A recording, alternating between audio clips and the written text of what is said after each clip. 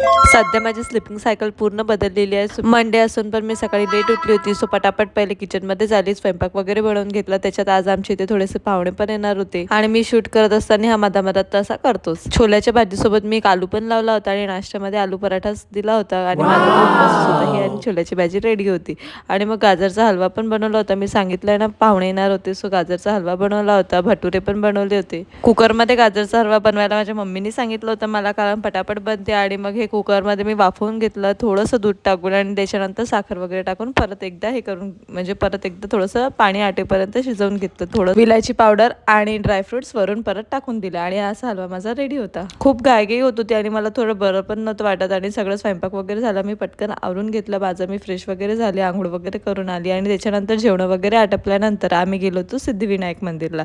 तिथे पण खूप गर्दी होती, माहिती नाही का बरं, पण खूपच जास्त होती. सोमवार असून पण खूप जास्त होतं. सो आम्ही मुखदर्शन घेतलं आणि तुम्ही पण पटापट दर्शन करून घ्या. आणि घरी येऊन झोपून गेली होती आणि मग उठली त्याच्यानंतर माहितीच झालं की आम्हाला परत सुतक लागलाय. आम्ही उज्जैनला जाणार होतो, सो ते कॅन्सल करावं लागलं आणि बघतोय दुसरीकडे कुठे. आता बघूया नेक्स्ट पार्टमध्ये.